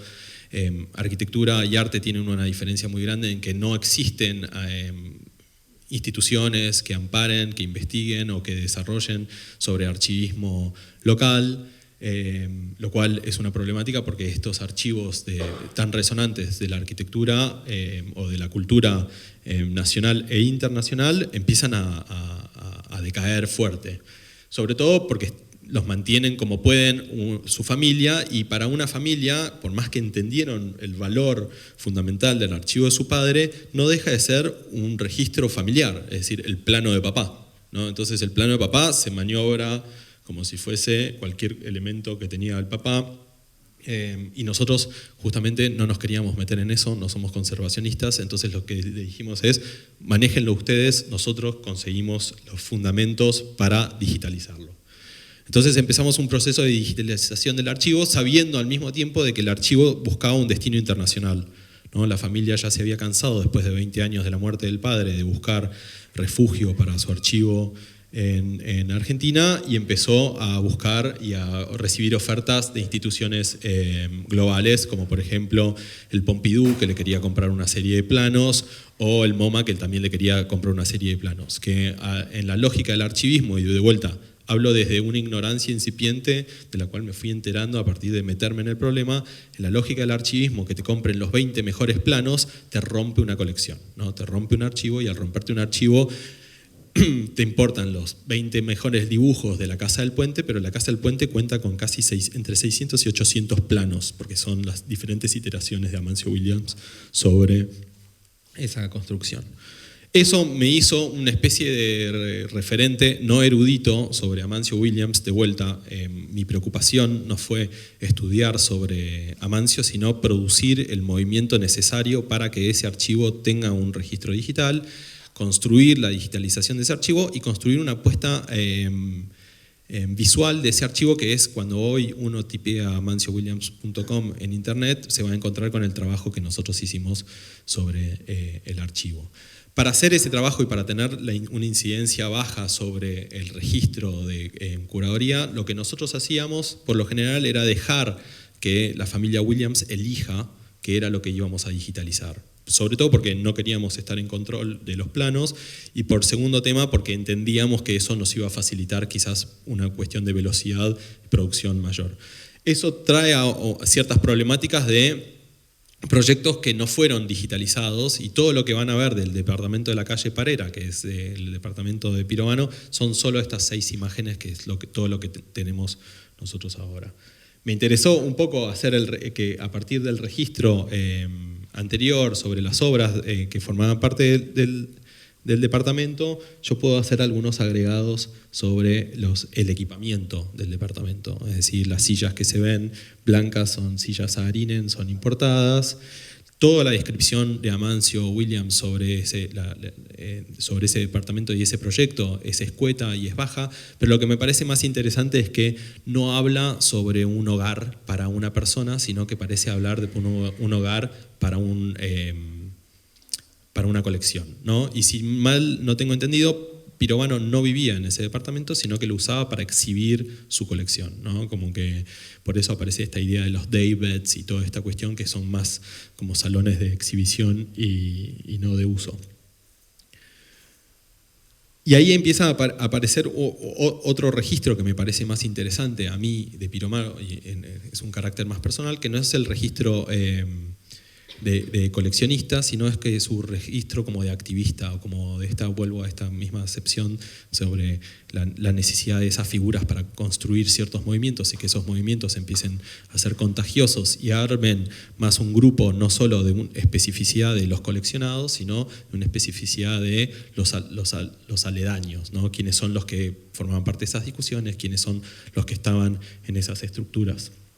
Entonces, en las próximas fotos, ahí sobre el fondo, creo que ahí se van a ver mejor, los 4 sillones que se ven ahí apoyados son los sillones Pampanini de Gerardo Caballero, padre de... Gerardo Clusellas, padre de Mariano Clusellas, también socio en algunos proyectos de César Llanello. César Llanello es el arquitecto que diseñó el puente que conecta el Museo Nacional de Bellas Artes con la Facultad de Derecho, y que su archivo, gracias al trabajo de Gustavo Quiroga, forma parte del archivo IDA. Y en particular, hace unos años apareció una pequeña joyita que se ve solo de perfil en todas las fotos, que es el hogar del departamento, que en realidad no es único, es un diseño que hace Amancio para 2 departamentos, ambos departamentos desaparecidos. Vuelvo a hacer un hincapié sobre esta connotación particular de la arquitectura y de la falta de interés por registrar estas cosas, es que mucha de la arquitectura de Amancio Williams desapareció o estuvo a punto de desaparecer hasta el año pasado. Por ejemplo, su obra más emblemática, La Casa del Puente, que fue reconstruida a cero en un trabajo impresionante de conservación de patrimonio. Esta pieza apareció en una subasta en Arquellón. Ahora es parte de, creo que la Galería Sach, ¿no? Que está a la venta, y habla de la particularidad de cómo ciertos objetos a completamente esfumarse de la construcción cultural. Volviendo a los objetos que lograron sobrepasar ese olvido, ese oblivion que tiene una gran parte del constructo cultural arquitectónico del diseño, está la versión moderna de un mueble popular de Amancio Williams del 43. Y acá vuelvo a hablar sobre la importancia de la contemporaneidad. Tanto la BKF como este sillón moderno no son particulares ni originales. Son versiones contemporáneas, locales, de muebles que existían en otros lados. Extrañamente, esos muebles que existían en otros lados, ambos se llaman safari, que son como muebles como de campaña. ¿Qué quiere decir? Que muebles que podían moverse fácilmente, cuya estructura lógica era armarse y desarmarse. El sillón de Williams se desarmaba por completo, es todo encastrable y encajable, y esa era su acepción clásica. Lo otro que me parecía interesante de haber investigado sobre Piroano era la aparición de esta exhibición curada por Max Bill llamada Die gute Form, que es una ponencia respecto de qué era lo que consideraba Max Bill, qué era la contemporaneidad en ese momento y las buenas formas y las buenas prácticas contemporáneas en ese momento. Existen cartas de Piroano al frente del Museo Nacional de Arte Decorativo intentando traer esa versión o una versión o intentando traer o reconstruir esta exhibición en el museo. Vuelvo a poner la importancia de la contemporaneidad frente a la institución respecto de, imagínense qué es lo que produce el Museo de Arte Decorativo al día de hoy y cuáles otras instituciones están trabajando en la construcción de un acervo contemporáneo del habitar, por ejemplo. No nos olvidemos que arquitectura y diseño por lo general tienen mucho que ver con las formas en las que habitamos y las formas y cómo habitamos y cómo materializamos ese habitar. En esa exhibición y en el catálogo de esa exhibición de Die gute Form aparece la versión original del sillón safari que les hablaba, también en esa versión contemporánea de poder armarse y desarmarse. Al lado van a ver que está una silla de los Sims. El diseñador original es Kare Klimt, que es, si no tengo mal entendido, es holandés y es del 33. Es decir, Amancio Williams recupera como un proyecto antiguo y trata de darle una versión local con ciertos refinamientos. Lo mismo que hacen Ferrari, Kurchan y Ardoy sobre el sillón BKF, originalmente conocido como sillón Safari. En otro campo de la producción que me parece interesante de Pirovano es él estando al frente de la fábrica Comte, ¿no? Que es esta fábrica de mobiliario contemporáneo que en realidad navega como entre los universos de la contemporaneidad. En ese momento tienen que entender que todavía hay una hibridización. Lo moderno no impacta directamente, sino que todavía están las formas clásicas, es decir, los muebles resonantes y rimbombantes, la tradición francesa muy importante. Por eso aparece este primer diseñador o primer editado por Comte, que es Jean-Michel Frank, que es el que hace todo el equipamiento original para el Hotel Yao Yao. Que también, para que se entienda, el Hotel Yao Yao es una obra de un arquitecto fundamental, que es Bustillo, fundamental en la historia de la arquitectura por tratar de entender esos movimientos que venían de afuera y darles un contexto local, ¿no? Es decir, todo lo que es sus proyectos del sur y las fincas y los hoteles y las grandes casas, ni hablar de la Rambla de Mar del Plata, el Hotel Casino y ese tipo de cosas. Y en el caso más bizarro de Bustillo, la casa de Victorio Campo, hoy sede de... Bueno, sí, parece que Victorio Campo le había pedido a Le Corbusier y que él le dice, el mito dice que él le dice que él puede hacer lo mismo que hace Le Corbusier, entonces es eso. Entonces me parecía interesante como plantear un poco esta problemática a partir de una última versión que apareció de este mismo mueble hace unos años en una exhibición del Museo Nacional de Arte Decorativo, en una exhibición autogestionada por Cristian Mojadet, curada también por Gustavo Quiroga, que hace una versión contemporánea de un mueble clásico, ¿no? Y ahí me empieza a aparecer como esta problemática entre lo moderno, lo contemporáneo y lo patrimonial, ¿no? Como cuando lo moderno pasa a ser patrimonio, o debe ser patrimonio, o se transforma en patrimonio, ya no deja de ser moderno y pasa a ser clásico. Entonces lo moderno deja en ese sentido de ser contemporáneo para ser una cuestión que remite a cosas del pasado.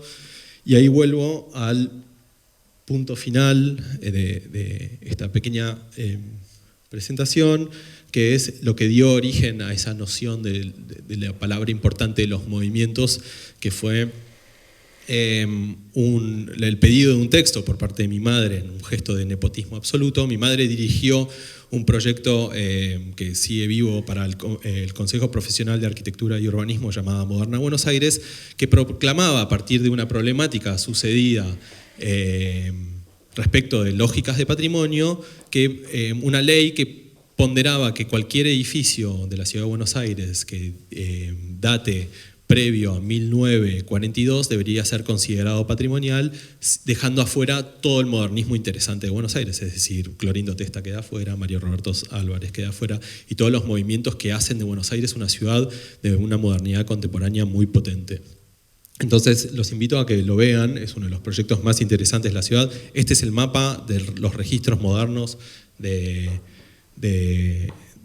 la ciudad, está bastante bien explicado, bastante bien fotografiado, y sobre todo hacen unos buenos recorridos para encontrarse en eso. A modo de cierre, me parecía que lo moderno para mí es interesante para dar un registro como una base, como un fundamento base para estudiar, para generar un movimiento hacia lo contemporáneo. ¿Qué quiere decir? Cuando nuestro último proyecto que hicimos como curadores y directores adjuntos del programa de digitalización de Amancio Williams era no solo pregonar tanto la obra de Williams per se, sino empezar a también archivar y exponer a todos aquellos que usaron al archivo de Williams como un registro fundamental, para crear obra propia. Entonces está el documental de Gerardo Panero, está todos los libros que investigaron el archivo, porque nos parecía interesante que el archivismo puede producir cierta obra contemporánea, ¿no? Y puede ayornar a lo moderno, que ya deja de ser moderno para ser patrimonio, para producir contemporaneidad, ¿no? El último proyecto que hicimos frente al archivo se llamó Archivo Vivo, que proclamó la idea de llamar a contemporáneos para que traten de ayornar ciertos proyectos de Amancio Williams, no a nivel proyectual, sino ponerlos en crisis respecto de conceptos contemporáneos. Uno de los más resonantes en ese caso es una reversión por un ciclo, por un grupo de arquitectos mexicanos que ponderaban la problemática de un texto famoso de Amancio Williams que se llama La ciudad que necesita la humanidad, ponderando que esa humanidad es recontrapatriarcal, heteronormativa, como que está todo mirado con un ojo de hace 70 años, sin poner en juicio la producción en su momento contemporáneo, pero trayéndolo a cuáles serían las problemáticas de ponderar algo así al día de hoy, ¿no? Sin poner en contexto ciertos temas que hoy son los que nos rigen y nos digitan. Entonces, lo que me parecía importante en ese constructo, y cada vez que leía sobre Pirovano y me insertaba en ese mundo, es parte de esa producción y parte de esa colección que se ve hoy es un constructo de una estructura interdisciplinaria que en ese momento se daba, pero que yo creo que hoy se perdió. Es decir, ver una muestra de arquitectura y diseño en la contemporaneidad es muy difícil. Cuando uno ve una muestra, incluso cuando se exhibe arquitectura y diseño en lo contemporáneo, se exhibe como un elemento que fue producido hace un montón de tiempo, pero no como un registro de pensamiento actual, que a mi manera de parecer, y obviamente por ser arquitecto, y para poner un poco un punto sobre la I, como hablábamos con Fernando, era a los mismos temas que hoy nos preocupan a todos. Por ejemplo, voy a hacer uso de una exhibición que me encantó, que vi hace poco acá en el Moderno sobre ambientalismo, donde aparece la obra de Uriburu. la importancia del arte frente a esos temas es de ser como un gran llamador, ¿no? Poner ese tema en la escena o en la cabeza de muchos, a partir de gestos pictóricos, a partir de obras que son muy movilizantes.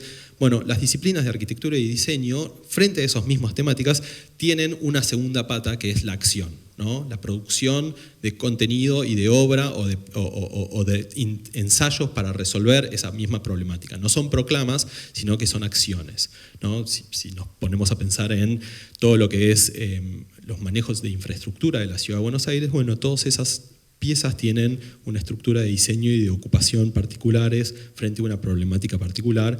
Y me parece que es interesante cómo, si volvemos a trabajar sobre esas lógicas del movimiento moderno de interdisciplinariedad del movimiento moderno, quizás podemos sintetizar en palabras más fáciles, ¿no? Y trabajar en conjunto sobre esas estructuras y poder volver a ocupar o volver a densificar los espacios culturales en lógicas que no sean de mero consumo y especulación. Por ejemplo, volver a ganar una impronta cultural para la arquitectura o para el diseño, quizás les quita un poco el peso actual que solo las transfiere a esa cuestión de consumo, es decir, el diseño se piensa solo como un bien de consumo y no como una estructura para resolver la vida de las personas, y la arquitectura, bueno, no voy a hablar de especulación inmobiliaria, reserva de valor, frente a cómo queremos vivir, cómo podemos vivir, cómo puede cambiar el hábitat para la nueva construcción de la vida moderna argentina o bueno, de la Ciudad de Buenos Aires, ¿no? Que es muy diferente a la que se producía en el movimiento moderno. No digo más, gracias.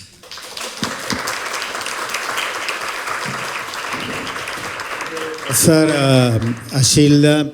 Una preguntita. ¿Lo de Moderna en qué web se puede ver? El mapa. Moderna Buenos Aires. Ok, perfecto. Bueno, entonces para cerrar la primer mesa de hoy, tenemos a Gilda Picabea, que hizo una brevísima presentación de sí misma.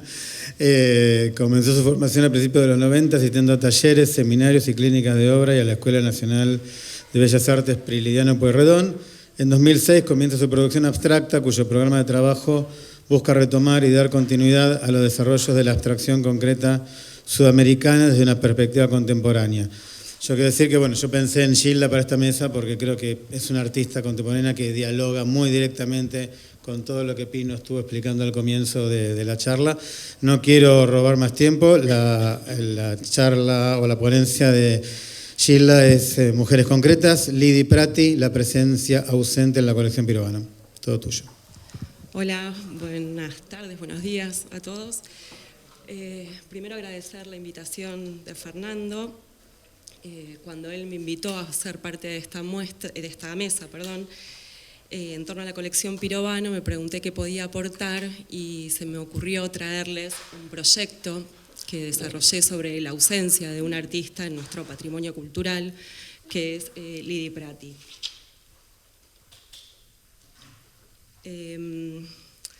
Yo desarrollé este proyecto gracias a la beca Activar Patrimonio que otorgaba el Ministerio de Cultura de la Nación en el año 2020, y el proyecto se llama La Línea Roja de Lidi Prati. Este proyecto fue y es un proyecto de investigación, intervención artística y curatorial que mostré por primera vez en la Sala de Arte Concreto y Abstracción de nuestro Museo Nacional de Bellas Artes. Y que actualmente estoy mostrando en el Museo Macba, acá al lado, en el marco de una muestra antológica. La beca Activar Patrimonio tenía como objetivo repensar o hacer una relectura en cómo se conforma el patrimonio cultural de nuestro país. Al ser de carácter nacional, elegí esta institución, el Museo Nacional de Bellas Artes, en cuya colección, como les decía, no hay obra de Lidi Prati. Quise elegir una colección pública con la que hubiera sido muy relevante para mí en mi formación como artista. Recuerdo también haber pensado en la pertinencia de este proyecto para este Museo de Arte Moderno con la colección Pirovano Y bueno, este es el motivo por el que hoy decidí traerlo a esta mesa. Bueno, Lidy Prati nació en Resistencia, Chaco, en el año 21. A los 15 años vino a vivir a Buenos Aires con unos tíos y estudió arte con Tomás Maldonado, a quien había conocido a través de una prima. Posteriormente se casó con Tomás Maldonado en el año 1944. Pero más allá de la biografía de Lidy, quiero contarles sobre este proyecto, La Línea Roja, que trata sobre una intervención puntual de esta artista en la mítica revista Arturo, esta publicación vanguardista del año 44. Mi proyecto comenzó al entrar en contacto con esta edición facsimilar de la revista Arturo, editado por la Fundación Espigas en 2018. En la imagen vemos dos ejemplares de esta edición, una cerrada con la tapa, que la tapa de Arturo la hizo Tomás Maldonado con un grabado que recorre la tapa y la contratapa. Y la última página de esta revista, donde se reproduce una obra de Mondrian con esta línea roja, que es el único componente de color en el interior de la revista.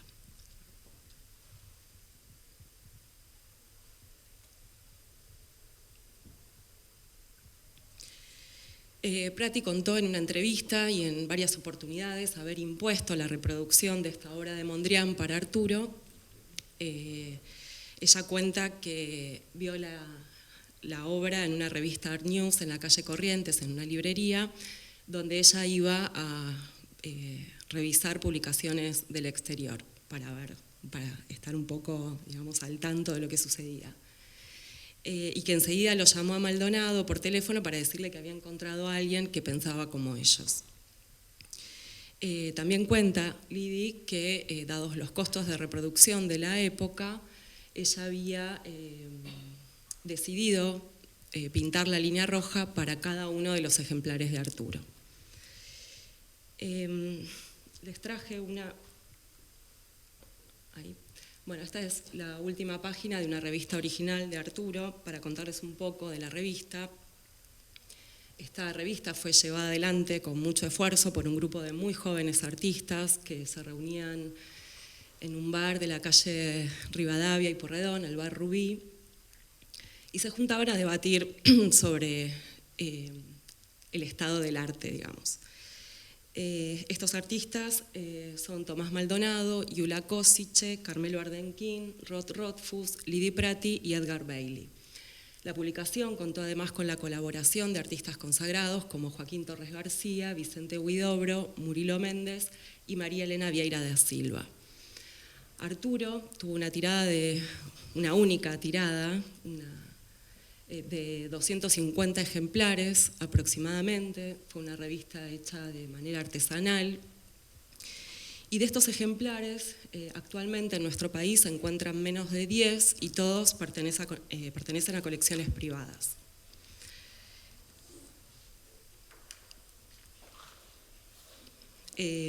Mi proyecto, más puntualmente, surgió al ver esta fotografía tomada por María Amalia García, una historiadora que participó en esta edición facsimilar de Arturo. La fotografía acompaña un texto de ella en un cuadernillo que viene con el facsímil. Al ver la foto, la tomó Marita del archivo personal de Lidy Prati, ¿no? En la imagen se ven 4 impresos sueltos de esta obra de Mondrian que iba pegada en Arturo, y a mí me resultó llamativa la ausencia de la línea roja en esta imagen. Los impresos están puestos de manera aleatoria, traté de componer visualmente la ubicación de estas líneas y me dediqué a hacer un boceto para pintar un cuadro. En ese momento la llamé a Marita para contarle de esta pintura y ella me dijo, la línea roja es todo un tema. Cuestión por la que decidí seguir investigando y apliqué a la beca Activar Patrimonio. Durante el desarrollo de mi investigación hice varias entrevistas y descubrí que no había consenso en concederle a Prati la intervención sobre esta línea roja. Argumentaron los que no, que para hacerlo se debía hacer una investigación exhaustiva sobre la materialidad de la línea roja en cada uno de los ejemplares conservados. Como les decía antes, tenemos menos de 10 y todos en colecciones privadas, por lo que resulta sumamente difícil llevar adelante ese estudio.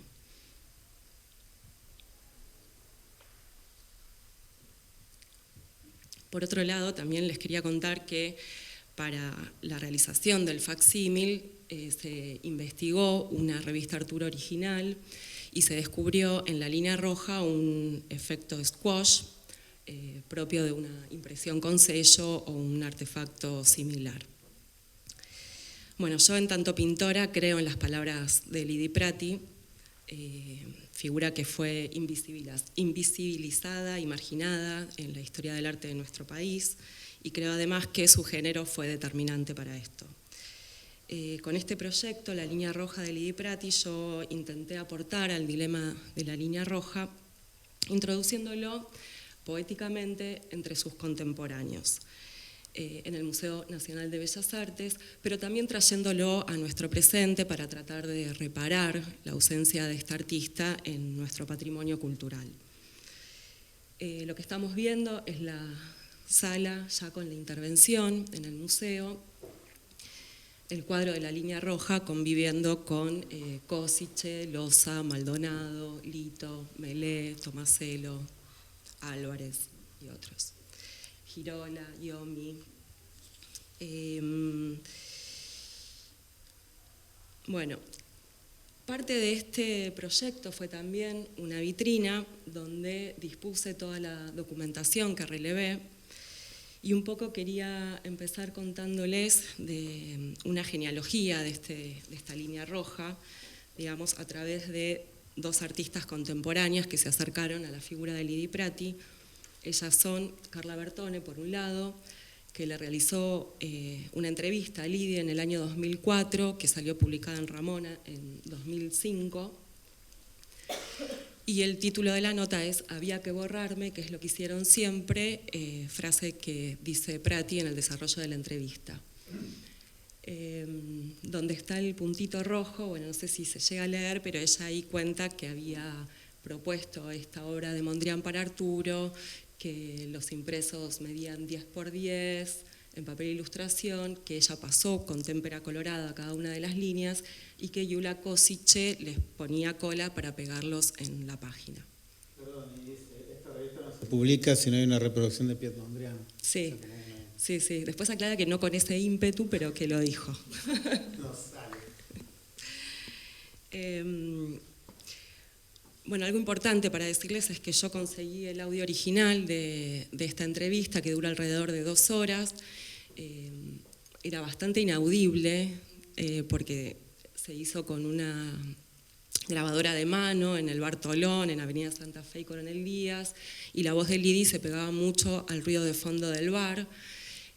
Pero bueno, la buena noticia es que el año pasado, gracias al apoyo de la Galería H con la que trabajo, conseguimos restaurarlo y ya se puede escuchar y estamos viendo de qué manera compartirlo con todos. Bueno, por otro lado, Mariela Scafati hizo una muestra en 2009 que se llamó Teléfono en el Centro Cultural Borges. Iba a ser una muestra en diálogo con Lidi Prati, pero Lidi falleció en el 2008. Mariela hizo para su muestra este impreso de la obra de Mondrian, según la recordaba Mariela, era esta pintura.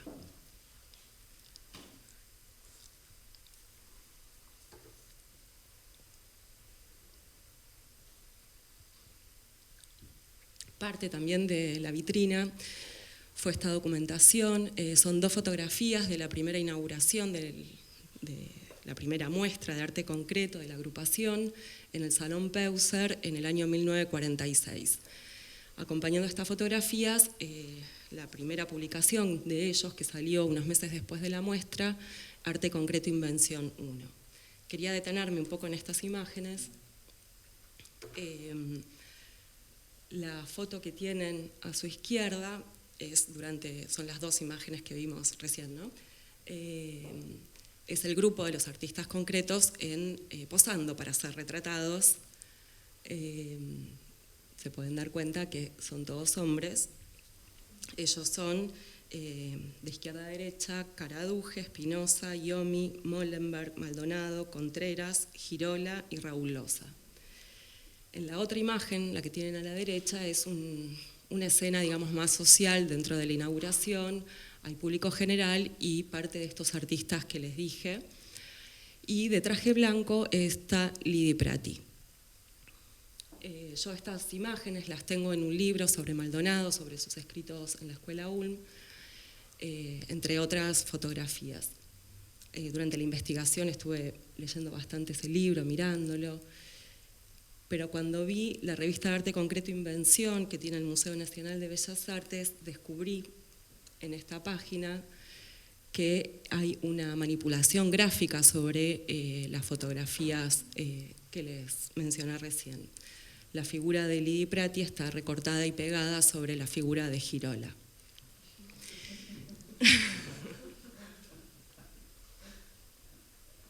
Imposible no asociarlo con ese titular, había que borrarme, que es lo que hicieron siempre. En este punto volví a llamar a Marita para contarle, y ella me dijo que una colega, Isabel Plante, estaba por publicar un artículo sobre gráfica e invencionismo. Me comuniqué con Isabel y me compartió su artículo antes de que saliera publicado, cosa que le agradecí mucho. Y ahí ella se detiene más en Loza, ¿no? Loza, bueno, la revista Arturo es una revista teórica, ellos no tenían obra concreta todavía, y estos artistas un poco generaban obra para las publicaciones, cosa que es lo que hacía también Loza con una especie de Photoshop primitivo. Diseñaba obras que ubicaba sobre fotografías de ambientes, de casas, para que la gente pudiera ver cómo quedaban estas pinturas en la pared. Bueno, un poco para cerrar esta presentación, les quise traer los epígrafes de sala del Museo Nacional de Bellas Artes, que para mí fue muy importante esta foto porque a través del proyecto se incorporó por primera vez el nombre de Lidi Prati entre sus contemporáneos en esta sala. Bueno, eso. ¿Está bien? Sí, vamos. Sí, traje algunas pinturas mías también, porque Fernando me dijo que... Bueno, para que se entienda. Está bien, dale. 10 minutos, voy a hacer lo que pueda. Bueno, esta pintura la traje del año 2014, un poco para contarles cuáles eran mis inquietudes en ese momento y qué fue sucediendo después. Yo realizaba una acción sobre la tela, cuya huella eran estas amplias curvas que generaban estas formas geométricas. Me interesaba mucho en esta época la continuidad o discontinuidad de la imagen a través del borde. Antes de esta pintura componía con muchos bastidores. Esta situación, se ve muy violeta el azul, esta situación, ¿no? del borde y de estas formas que yo veía geométricas me llevaron a tomar decisiones como más específicas en la composición, y empecé ya a componer muy conscientemente de este límite de la superficie, centrándome más en las cualidades del plano, puedo decir. Lo que me interesaba de esta imagen, que el cuadro se llama No me dejes, son estas dos formas triangulares punzantes apuntando al centro. A mí lo que me interesaba no era tanto que no se tocaran los triángulos, sino que ese punto central del plano me daba la continuidad del plano, ¿no? Como ahí se sucedía algo continuo. Pero prontamente intenté empezar a romper un poco esa situación, el plano, empecé a usar esta línea que rebota en los bordes del perímetro para intentar quebrarlo. Paso rápido. Esta situación me llevó a desarrollar una serie de 6 pinturas que se llaman Un perfil dibujado en el espacio. Esta fue una muestra que hice en 2019 y 20. Y lo que mi interés en estas pinturas residía particularmente en esta tensión que se produce en la lectura, al no poder distinguir entre forma y fondo, ¿no? Nuestra visualidad está configurada para poder distinguir una forma, una figura sobre la generalidad de un fondo, ¿no? Bueno, esta situación fue, digamos, también lo que intentaron abolir los artistas concretos, y su resultado fue el marco recortado, ¿no? Situación que después revirtieron volviendo al marco ortogonal, porque Lito dice en un escrito que habían llegado a un callejón sin salida para la pintura, porque esta forma irregular, este marco irregular, volvía a reproducir esta lectura figura-fondo sobre el muro arquitectónico. Bueno. Esta fue otra muestra que hice en simultáneo a la anterior, en la misma galería H. La serie se llama Distant, la muestra se llama Distante, y es un poco abordar ese mismo tema, o esa dualidad figura-fondo desde otra perspectiva en la pintura, para poner en tensión ahora dos colores, ¿no? que empiezan también a intentar no constituirse ni en forma ni en fondo.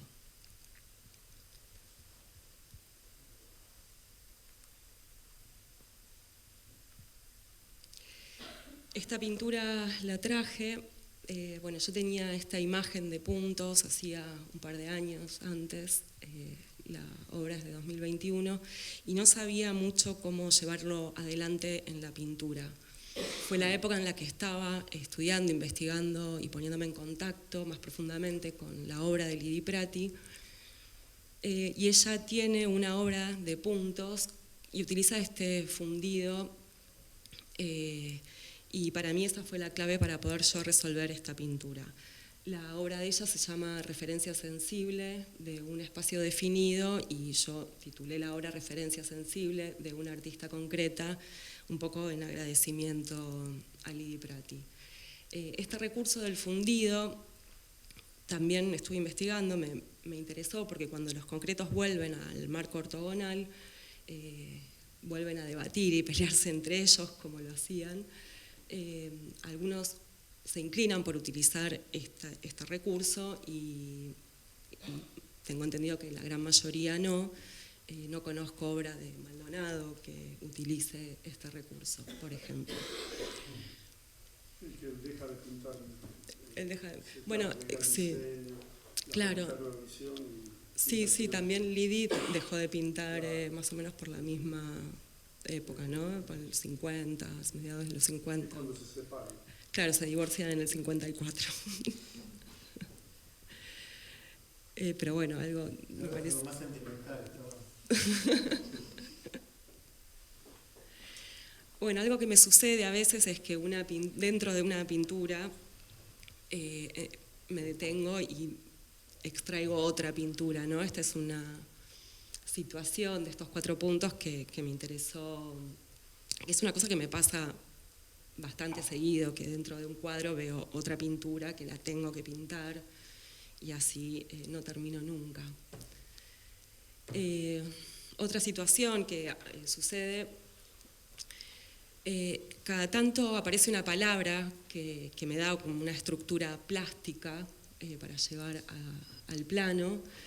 Esta es la palabra cosa, es digamos, una abstracción de la imagen palabra, está dividida en sílabas, y otra vez esta situación o esta dualidad figura-fondo en el plano, donde los espacios vacíos son los que empiezan a pugnar por ser forma, ¿no? Y esta alternancia en la mirada de en qué se constituye cada plano de color. Así como ciertas palabras las traigo a la abstracción, dentro de la abstracción yo empecé a trabajar con la grilla de puntos en los últimos años y dentro de la abstracción también a veces veo estos intentos de creación de signos o de códigos. Esta pintura, los fundidos, los dispuse aleatoriamente con unos colores que tenía y empecé a ver cómo los puntos de color se iban uniendo y conformando ciertos grafismos o dibujos. La obra se llama Encuentro Cercano porque esa situación me recordó la película de Spielberg, Encuentro Cercano del Tercer Tipo, donde en la escena final los humanos entran en comunicación o intento de comunicación con la nave espacial a través del color y un tono sonoro. Bueno, y por último, esta obra, esta situación óptica que a mí me devolvía como una pregunta de esta doble grilla con celeste, porque una de las grillas tiene un bordecito celeste, entonces también donde se detiene el ojo se capta ese borde y un poco en la periferia de la visión se disuelve, se pierde. Y bueno, esta pregunta que a mí me surgía es, bueno, nosotros a qué le prestamos atención y qué al mismo tiempo se nos está escapando, ¿no?, de esa atención. Bueno, ahí terminé. Bueno,